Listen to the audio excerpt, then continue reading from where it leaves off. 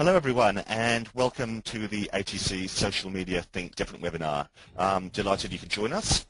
Over the next 45 minutes we're going to be speaking to Paul Jacobs, the social media and recruitment strategist, who also happens to be the MC for the social media conference on the 1st of December. We thought it would be a great opportunity for Paul to chat as a precursor to a session and also provide the opportunity for you to pose any questions you may have.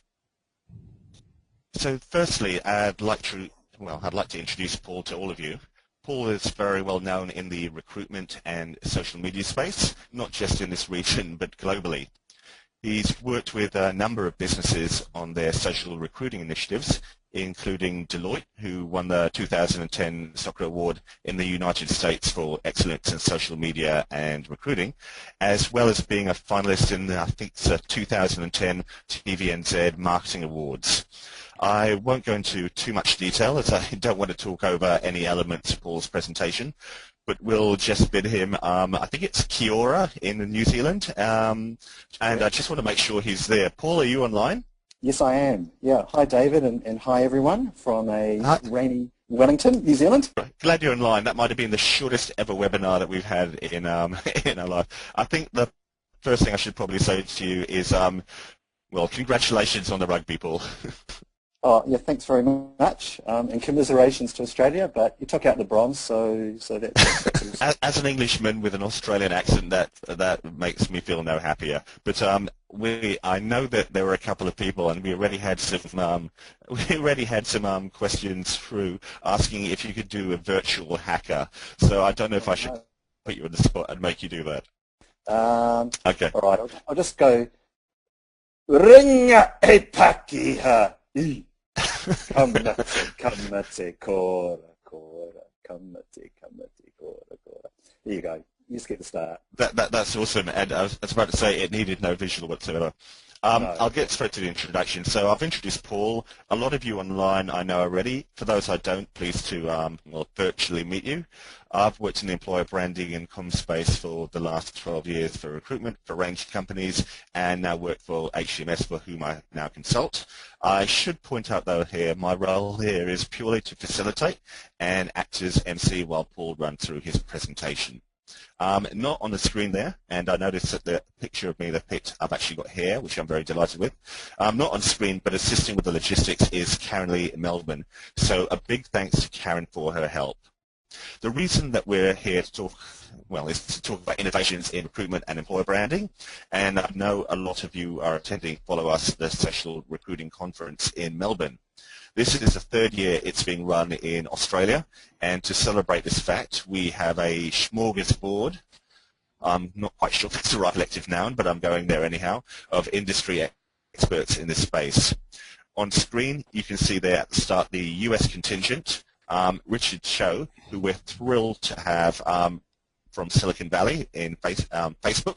Richard is recruitment manager at Facebook and should certainly have a few insights into social recruiting. We've also got Carrie Corbin, who heads talent attraction at AT&T, and Lance Brolin from Sears. Next ones we've got up there from the UK, we've got Bill Borman, who is probably one of, if not the most influential one of the most influential people in online recruitment. Matthew Jeffrey from Autodesk, who is also keynote speaker at this year's ERE conference, penned a acclaimed recent white paper on Recruitment 4.0, and the Kiwi contingent of Jason Kerr from Find Lee, and of course Paul as well. I should point out Jason also works in US as well. From Australia there, we've got Duncan Riley, the very prominent blogger, HR technologist Michael Specht, Andrea Culligan and Mike Casey, directors of Unimail and Grad Connection respectively, and last but definitely not least, Kelly O'Shaughnessy of Blake Dawson and Tanya Silver from Pierce. This really is a world-class lineup of speakers not to be missed. Conference not only covers case studies, stats and learning and social media for recruitment, but will also cover mobile recruiting, gamification, and other emerging trends, which no doubt Paul will be touching on in this presentation. We know we've already got a question in saying, are you going to be touching on sourcing, Paul? So there you go. With regard to the conference, pre-conference workshops run on 30th of November, full conference on the 1st of December. Then on the 2nd of December, the Bill Bowman is hosting True in Australia for the first time, which will involve many of the above speakers in a more casual environment. So if you're interested in leading one of those tracks, please go to that atcevent.com website that you see there. So, Paul, I'm all talked out already, and I want to hand the mantle to you. We have a very large crowd of speakers out there from the recruitment space, and I know we chat about this, but I suppose if I was to play devil's advocate, the obvious question to launch into is, so why do we need to think differently? Yep, sure. Just with regards to the question from one of the listeners around, am I going to be touching on sourcing? Yes, I will be, but not in any great sort of technical detail, not to the extent of, say, a Glenn Cathey. I'm not going to be talking about sort of billion searches and those sorts of things. But I'll be touching on it as well as employer branding, as well as talent acquisition. So covering really the full gamut. Yeah. So to answer your question, David, why do we need to think different? So for many recruiters, recruitment in social media land equals LinkedIn. But they're high on LinkedIn, addicted to LinkedIn. And yes, it should be considered as part of a sourcing and talent acquisition strategy. After all, it's a handy CV catalogue with new tools and features like the Apply with LinkedIn button on job postings, the Taleo integration, and the soon-to-be launched and free LinkedIn Talent Pipeline, which has the intriguing potential to replace applicant tracking systems. However, we're so focused on the 120 million or so people on LinkedIn, we're potentially missing out on talent on other planets across the talent solar system. So many of us need to think beyond LinkedIn and explore new frontiers. So just going through to the next slide.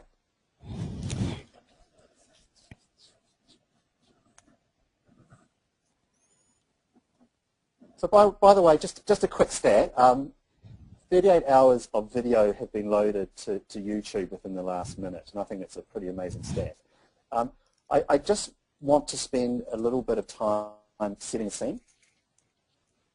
When we look at the current recruitment landscape, there are many areas where there is room for improvement. So many of us are still recruiting like it's 1999, but there's a massive behavioural shift amongst our job seekers.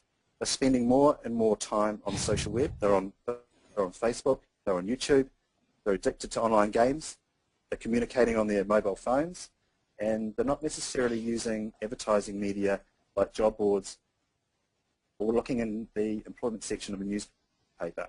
I think as an industry we know this, but many of us still invest our efforts and time persisting in doing what we've always done. Of course, we should not dismiss any successful sources of hire, but are we sourcing in some or all of the wrong places? Now, what I'm doing, I'm just holding the mic up closer to my mouth, so hopefully people hear that's okay. now. Yeah. Whatever he did, we can hear him now, I'm being told, so all good. Cool, awesome, because I was starting to lose my voice by shouting, so I'm pleased to no, all good. Pleased to hear that. Yeah. And we're not tapping into employee referrals to the extent we should be, especially when we compare ourselves to the USA. I often find that employees can't articulate or communicate an elevator pitch that would convince their friends to join your organisation. So don't get me wrong, I'm noticing a growing passion from within the recruitment industry to evolve, but I also recognise the nature of recruitment and how many recruiters are bogged down in a never-ending cycle of reactive, post and pray, and just-in-time processes of filling requisitions for hiring managers. And many employers have explored using talent pipelines, but many are not fulfilling their potential as they are not targeting a massive community of passive job seekers who, with a bit of convincing, would leave their current role. If they aren't deterred by the applicant tracking system and manage to enter a recruiter's talent pool, job seekers often drown, never to be seen again. If we're in a war of recruiting top talent and potentially other employers' top talent, then we need to connect at an emotional level with our job seeker community.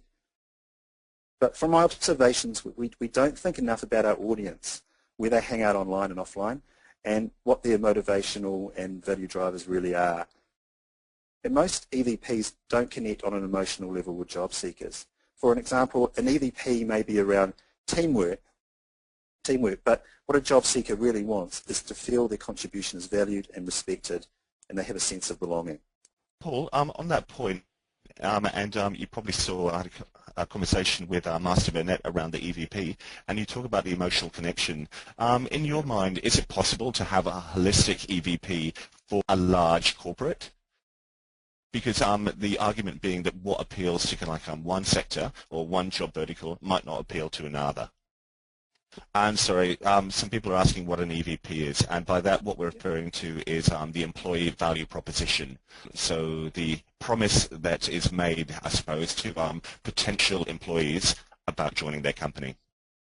Yeah, exactly. It really depends. I mean, it's about going out and asking your current employees what attracted them to the organisation, trying to find out what differentiates your company compared to your competitors and other employers in a similar sector. So it's really taking a right brain and a left brain approach, I guess, you know, in terms of looking holistically, whiteboarding it, coming up with what the key themes are, and then it might be possible to put a tagline or having an overarching EVP. But then again, that may be actually difficult to do, and in some cases it might be difficult to it might be slapping one logo and shoving it on another company's logo, and it's really hard to sort of differentiate between the two. So sometimes it's better to differentiate on the job seeker experience that you provide rather than I guess words. Understood. And benefits. So hopefully that sort of answers your question there. I also find that there's a silly industry out there of overdoing the creative and making overproduced, often bland, static, inauthentic advertising collateral. You could slap another logo on it, and as I sort of mentioned, you know, it's really hard to differentiate, especially in the eyes of the job seeker audience. And we hear over and over again that the job seeker experience should be improved. And Kevin Wheeler, who's well known to many of us in the industry, has said previously that there should be a candidate bill of rights, like a service level agreement between the candidate and recruiter or recruiting organisation. I think this is an excellent idea, and something like this could very well appear on career sites and other sources of information. What I found is that job seekers often have a thirst for knowledge about a position or employer. And there have been some compelling examples recently where changing the Apply Now button to a Let's Talk button resulted in a massive increase in applications. We need to get more social. We need to use video, blogging, photo stories to bring job listings to life. And we need to stop blocking social media use internally and apply the principles for building relationships in real life to an employer brand and social media context.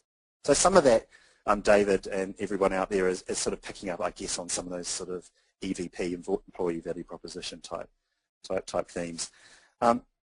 If you look around, most career sites are static portals, and unfortunately I see a lot of employers and agencies pushing out, sometimes vomiting out, job listings in an online social environment. They're using old media approaches in a new media space, and it just does not engage with job seekers. It's actually antisocial. In real life, connections are first degree, but on the social web, I'm not only connected to you, but also everyone you're connected to. It therefore helps to have a wide online social network.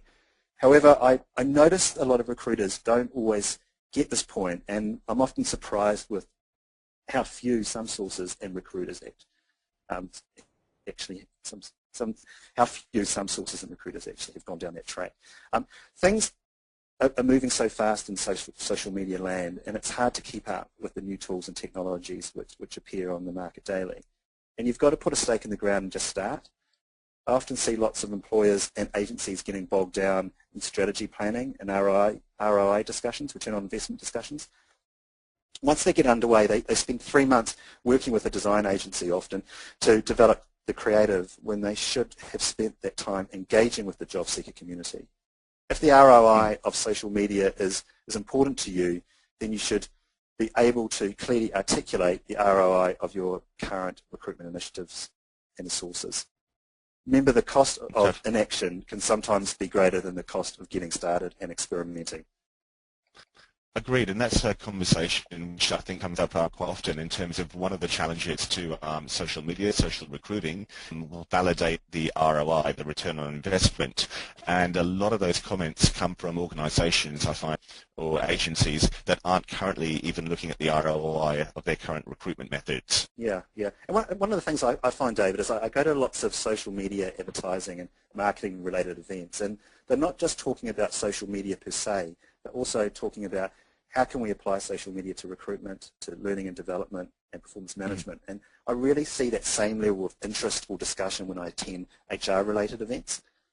And I believe we as an industry need to be more social media aware, and I see a real risk for recruitment agencies as well. I mean, because many employers are becoming more savvy at social recruiting than say the agency recruiters. So I think that agency recruiters need to think about what additional value they're providing in the picture. So I guess what does thinking different actually look like? And here's some key elements in my eyes. You'll see many of these elements in the rest of today's webinar, and I'll go into greater depth with more examples at December's conference. At this point, I'd like to touch on the element of just winning. From my experience, the organisations that are kicking ass in the social recruiting world have a desire to win, and not just a desire to win, but really a relentless desire to win. Okay, now hopefully that's showing on for everybody. We've talked about LinkedIn, and it's not the only one. It's only one of a number of platforms out there, and I believe we should be also looking at Facebook in a professional networking context. And in fact, we're silly to ignore it in its 800 million plus members. And 94% of Facebook users between the ages of 18 to 34 log in every day. And there's just some more stats. There's 2.08 million Facebook users in New Zealand and around 10 million in Australia. And the average age demographic of a Facebook user is older than what many people think. It's actually in the mid to late 30s, depending on which source you look at. And the fastest growing demographic is actually 55 years and over. So we shouldn't make assumptions that it's only about the Gen Ys. A few weeks ago, Facebook had their busiest day ever with 500 million members visiting the platform on a single day. Wow.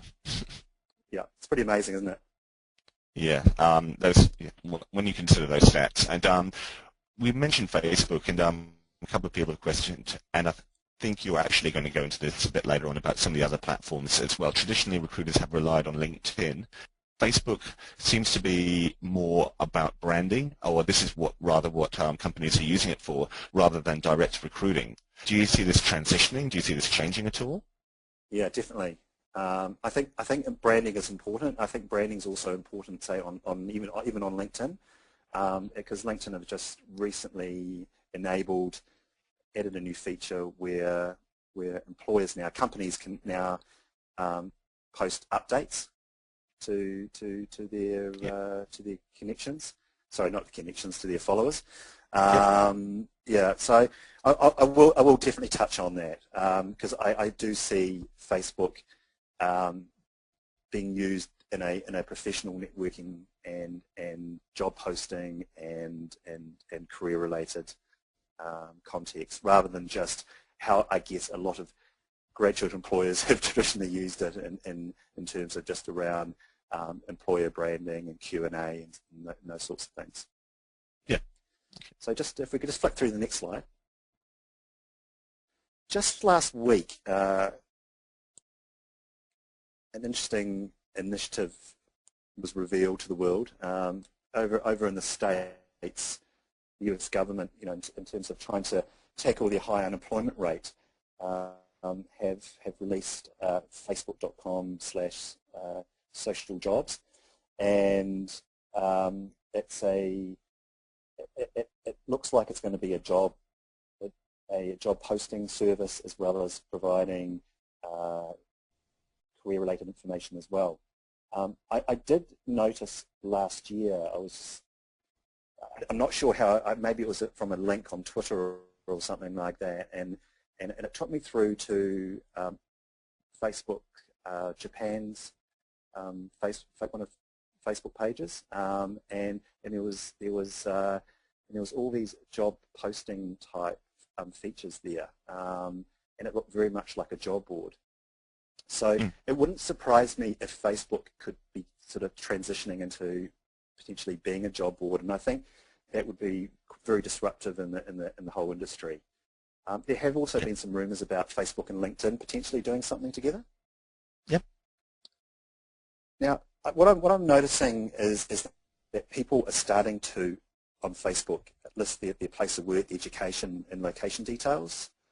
There's also the functionality there for people to type all that in and do it, I guess, in similar ways to what you would do on LinkedIn.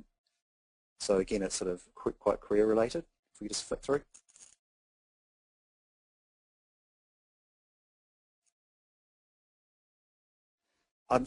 There's started to be a number of professional networking and career-related third-party apps that have been introduced to the Facebook platform, such as this one. Branch Out is probably one of the most popular. On the next slide is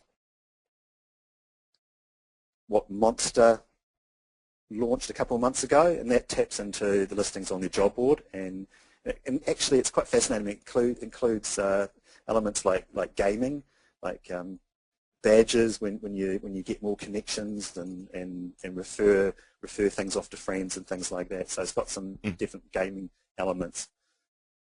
And you can actually do some very specific searches on Facebook. So this is maybe touching on that person who asked whether I'm going to be touching on sourcing.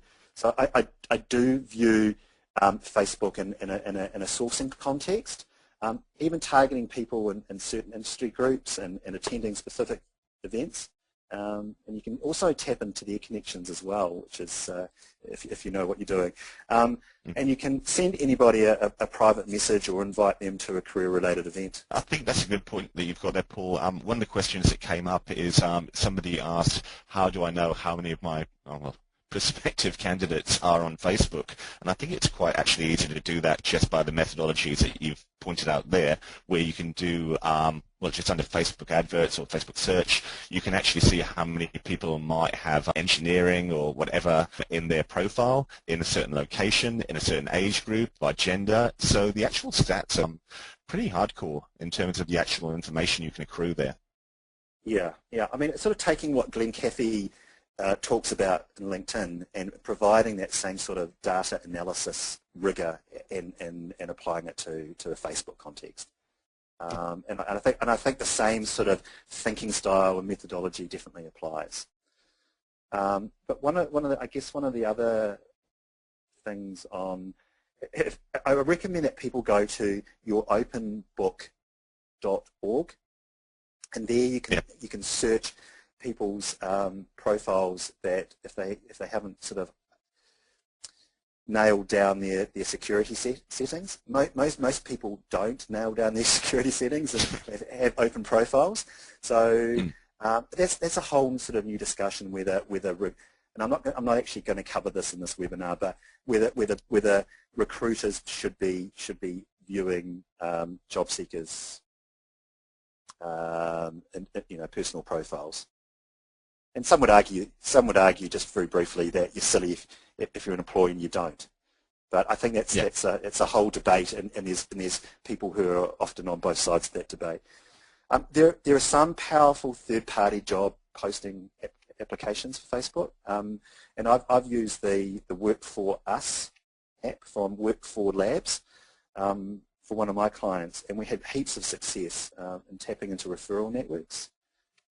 People were actually sharing their job postings and recommending the job postings that we're putting on the Facebook page to their friends and colleagues.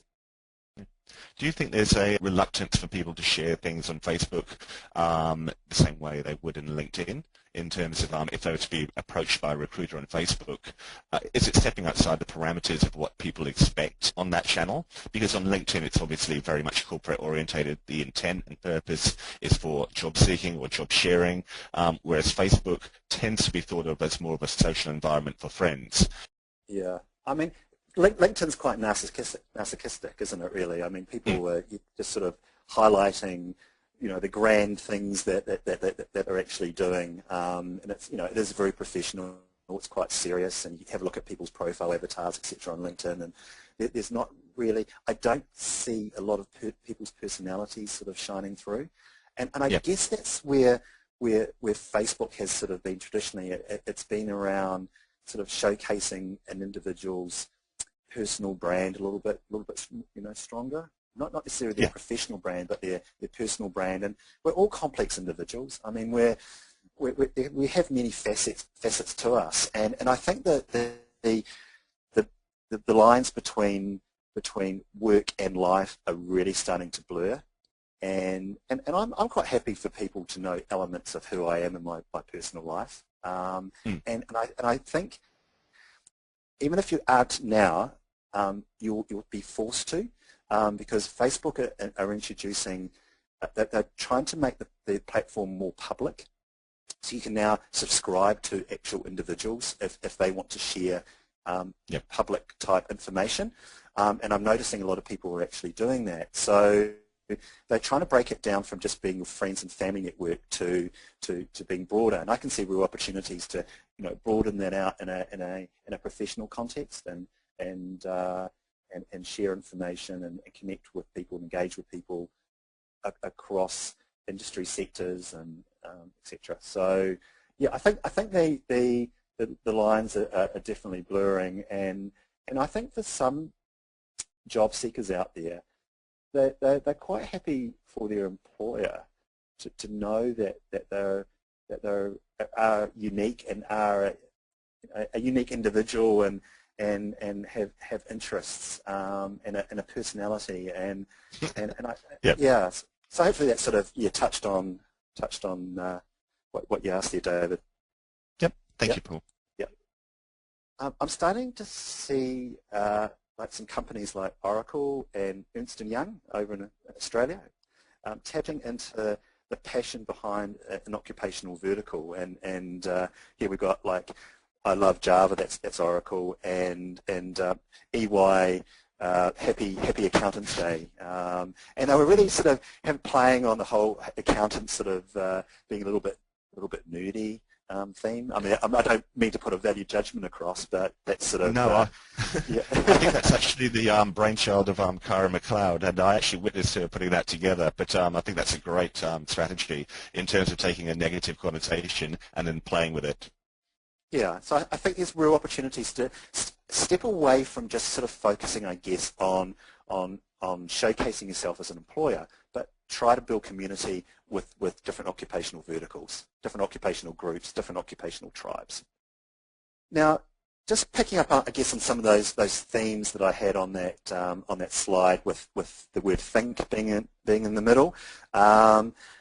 With Deloitte New Zealand, one of my clients, I noticed that a couple of years ago there were celebrities and musicians like Shakira and Miley Cyrus who were engaging with fans on their Facebook page, and were running live streaming video shows, and their fans were asking questions in real time and were being responded by that celebrity in real time. So I went to my client at Deloitte and said, hey, how about we do that in a graduate recruitment context? And that was sort of, we were trying to become more up close and personal with our job seeker audience. Excellent. We ran about 10 or so of those shows. So if we just go to the next slide, and I noticed that other employers across New Zealand and Australia have also gone down that track, sort of a year after that we sort of first launched, and I think that some of them are, they're doing a really great job, and they've each got a different vibe, and I think it meets their culture, and I've definitely like some of the stuff that they've been doing around that sort of side of things. But we're really kicking butt in New Zealand and Australia. We're leading the way. Northern Hemisphere, they're not going down this track, and I think it's a real lost opportunity for those employers over there to engage and to be social. I completely agree. That's what social media is all about. So next. I was inspired by the Refreshed Old Spice campaign, where as I am a staffer would invite questions across YouTube, Twitter, Facebook, and he would respond individually via Facebook to that person who asked the question by video. So it was really sort of personalising it. We also did that at Deloitte New Zealand to try to bring the wall really to life and to showcase the employees within Deloitte, but also for the students out there, the fans, to see the range of people, range of personalities who are working there as well. Next. We've evolved the strategy to bring in a mobile element, and we've, instead of going to the Facebook page and clicking on a link that takes you through to an application, we've started to live stream directly from mobile phone to the wall, which appears directly on newsfeed. So we've sort of been doing a drop-in a day in the life of an employee or a recent grad. So who come in, say, 4 or 5 times sort of throughout the day. If we just flip through to the next slide.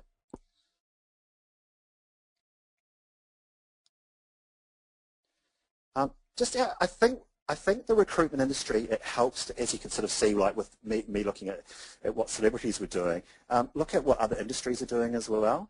And in New Zealand, ASB Bank, who are owned by the Commonwealth Bank of Australia, they launched last year the world's first virtual branch on Facebook, and they just recently won a big award over in the UK. And you can click through and have discussions using instant messaging with different customer service staff. I think you've nailed a very good point there.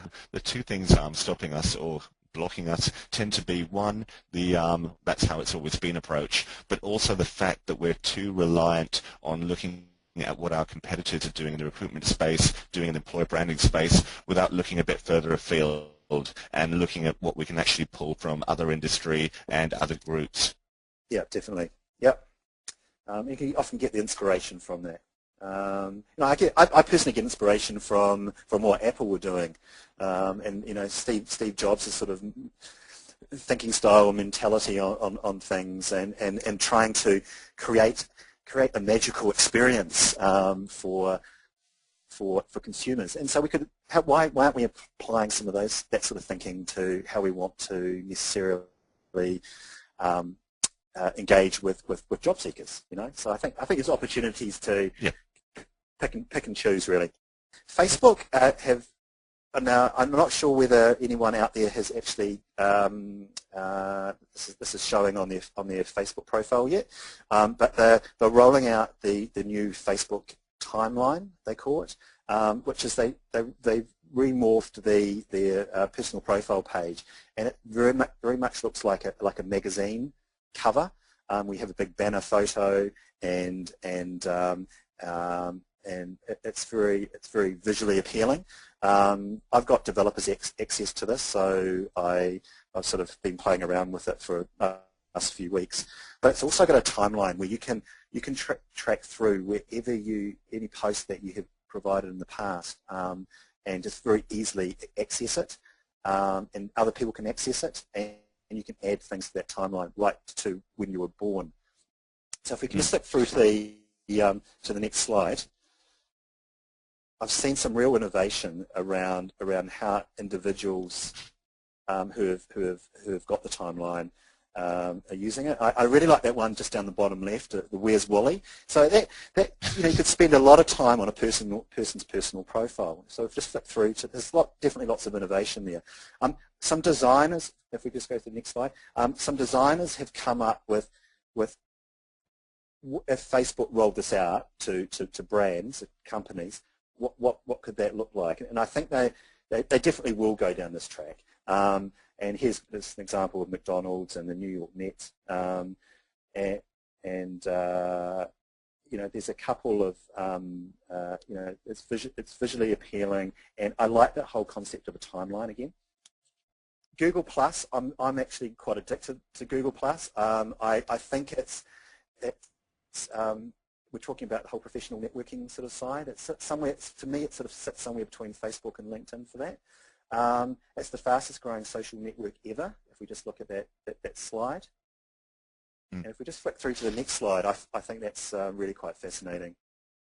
Yeah.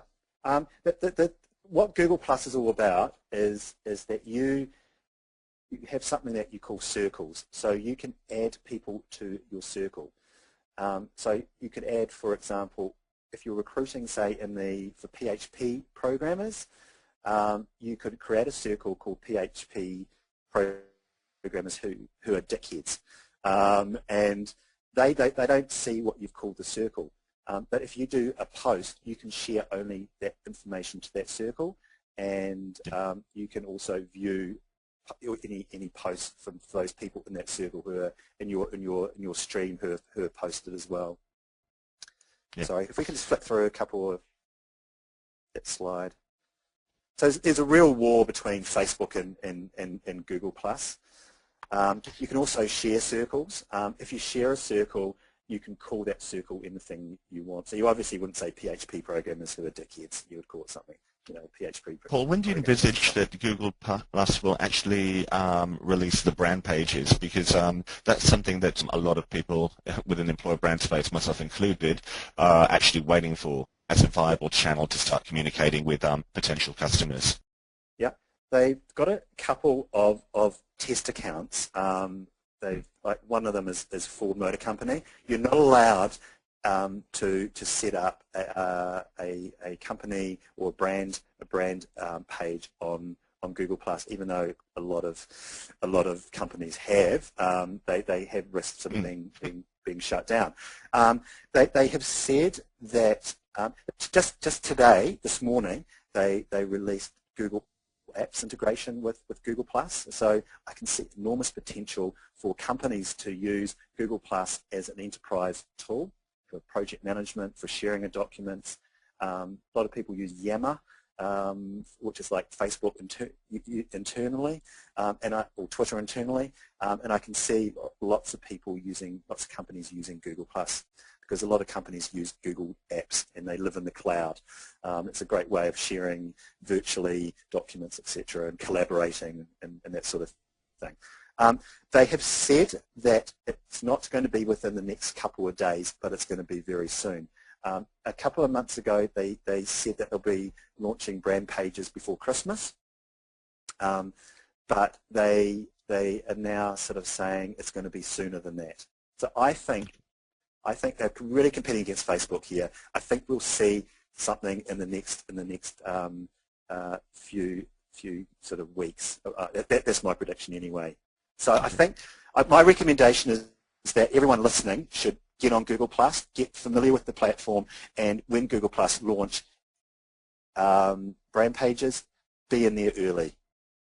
We've also got some people like Michael Dell from Dell Computers, the founder of Dell Computers, who's been having what they call Hangouts, live group video chat, and he's become a superstar. There's nothing to stop the CEOs or senior managers or partners in professional services firms hosting Google Plus Hangouts. And I think so there's opportunities now for companies to be engaging.